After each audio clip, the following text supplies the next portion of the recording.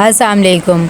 आज हम बात करेंगे मोहब्बत सतरंगी के 56 एपिसोड के बारे में। तो वीडियो शुरू करने से पहले हमारे चैनल को सब्सक्राइब कर लीजिए अगर अभी तक आपने नहीं किया, ताकि हमारी हर न्यू वीडियो आप तक पहुंच सके। यहाँ पर जहां आरा आती है अम्मा बी के पास और आकर कहती है कि मैं आपसे राजदा के बारे में बात करना चाहती थी। एक तो वो इतनी ज़्यादा बदतमीज़ी करने लगी, ऊपर से साबिर भाई की भी मुझे समझ नहीं आती। देखे रिश्तेदारों के सामने बिल्कुल भी आके नहीं बैठे। अम्मा भी कहती है कि मुझे तो इस घर में किसी की भी समझ नहीं आ रही है, तुम सभी आपे से बाहर होते जा रहे हो और सब अपनी मर्जियां करने लग गए हो। दूसरी तरफ यहाँ पर राहत बैठी हुई सारा अपना इंतज़ाम देख रही होती है कि क्या क्या खर्चे हैं और क्या नहीं खर्चे। और वो उल्फत को भी कहती है कि भाई थोड़ा से किफ़ायत-शुआरी से काम लो। यहाँ अम्मा भी कुछ जेवरात लाती हैं और आकर जहाँ आरा को दे देती है और कहती है कि ये तुम्हारे काम आएंगे। ये देखकर शमीम कहता है कि अम्मा भी हमें इनकी ज़रूरत नहीं है, वैसे भी आपने हमारे लिए इतना कुछ किया और घर के हालात आगे ही ठीक नहीं है, ये सब कुछ आप ना करें। जहाँ आरा भी कहती है कि मेरे पास एक सेट पहले ही मौजूद है और वैसे भी मैं बहुत ज़्यादा आपसे शर्मिंदा हूँ। जो हमने उस दिन सेट वाली हरकत की थी, ये सब कुछ मैंने राजदा के कहने पे किया था।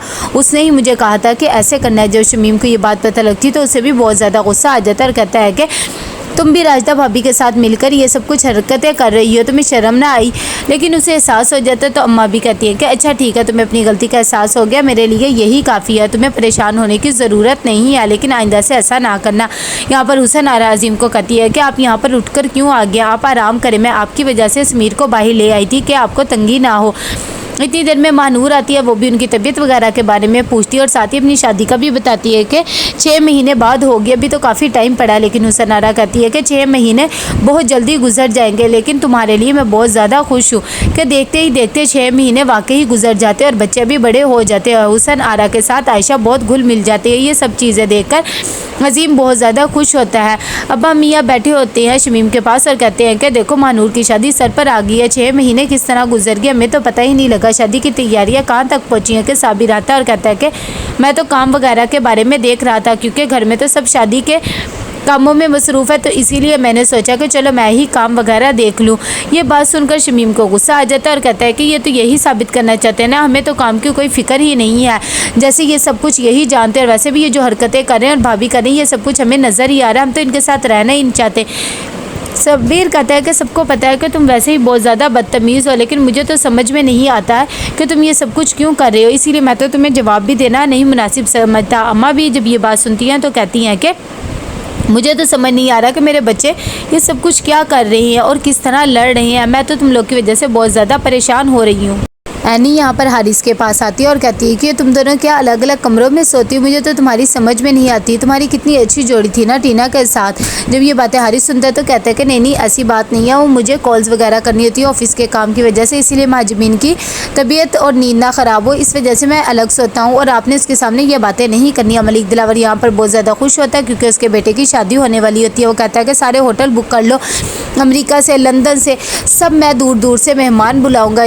जब हुमा ये सब चीज़ें देखती है तो कहती है कि हाँ भाई तुम ये करो, पैसा पानी की तरह बहाओ, मुझे तो आपकी समझ में नहीं आती कि आप क्या चाहते हैं। वैसे भी वो लोग तो चाहते थे कि सादगी से शादी हो, मैंने भी इसीलिए यही हामी भरी थी। अयान कहता है कि डैड मुझे इन सब चीज़ों की ज़रूरत नहीं है, मैं सादगी से शादी करना चाहता हूँ, जो पैसे आप मुझे दे दे उससे मैं महानूर की फ़ैमिली की मदद कर लूँगा। यहाँ पर शमीम बहुत ज़्यादा परेशान सा होता है। वो महानूर को कहता है कि तुम दिल में ना लाना कि मैं तुम्हारी शादी धूमधाम से नहीं कर रहा, तुम्हें कारोबार के हालात तो पता ही है ना। महानूर कहती है कि ऐसी बात नहीं अब्बा, आप मेरी शादी कर रहे हैं वही बहुत है और आप इतनी चाह से कर रहे हैं, मुझे पहले ही पता है कि हमारे कारोबार के हालात अच्छे नहीं हैं और मैं बिल्कुल भी गिला नहीं करूँगी। ये बात सुनकर अम्मा भी कहती हैं कि ये तो बहुत ही अच्छी सोच है इसकी, इंसान को ऐसे ही सोचना चाहिए और यही चीज़ों पे अमल दरामद करना चाहिए। अजीम यहाँ पर कहता है कि तुम समीर को आज लेकर गई थी। हुसन आरा कहती कि हाँ उसका वैक्सीनेशन का डे था इसीलिए। दूसरी तरफ अजीम बहुत ज़्यादा खुश होता है और हुसन आरा का शुक्रिया अदा करता है और कहता है कि इतने महीनों में तुमने मुझे और मेरे बच्चों को संभाल के रखा है, आज मैं इतराफ़ करता हूँ कि मैं भी तुमसे मोहब्बत करता हूँ। ये बात सुनकर हुसन आरा कहती है कि मेरे लिए तो यही काफ़ी थी कि मैं तुम्हारे नाम से मंसूब होगी और हम एक साथ एक छत के नीचे रहते हैं, मुझे इससे ज़्यादा और कुछ भी नहीं चाहिए।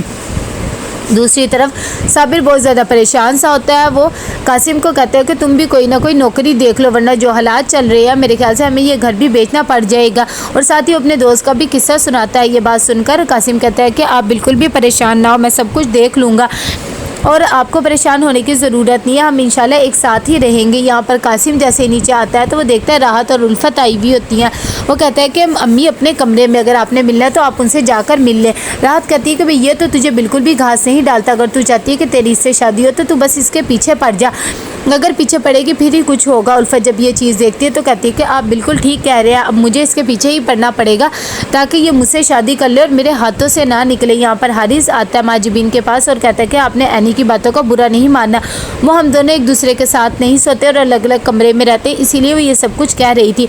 माजिबीन कह रही कि मैं समझ सकती हूँ, बस आपको भी उसे कुछ बताने की ज़रूरत नहीं है क्योंकि मैं नहीं चाहती कि उसका रवैया मेरे या मेरे घर वालों के साथ ख़राब हो। हारिस कहता है कि ठीक है। यहाँ पर राहत आती है और आकर कहती है कि राजदा मैं तो समझ रही थी तुम शादी की तैयारियां धूमधाम से कर रही होगी, लेकिन ये सब कुछ क्या हो रहा है। कितनी देर में साबिर भी आ जाता है और कहता है कि आप यहाँ पर क्या कर रही हैं, वैसे भी आपकी पट्टियों से ही राजदा का दिमाग ख़राब हुआ रहता है, ये सब चीज़ें उसे ना समझाया करे। रात कहती है कि भाई साबिर भाई तो मेरी इंसल्ट ही कर गए हैं। राजदा कहती है कि तुम्हें कौन सा महसूस होनी है, अच्छा छोड़ो। दूसरी तरफ अयान आता है और कहता है कि अरमान को तुम क्या गाड़ी की चाबी अपने पास रखते हो, मुझे वैसे भी अपनी शेरवानी देखने जाना था, इसीलिए गाड़ी की चाबी अपने पास ना रखा करो। अरमान कहता है कि हाँ हाँ भाई अब तो शादी की तैयारियां हो रही हैं। तो कैसा लगा आपको एपिसोड, लाइक कमेंट शेयर करके लाजमी देखिएगा। अल्लाह हाफिज़।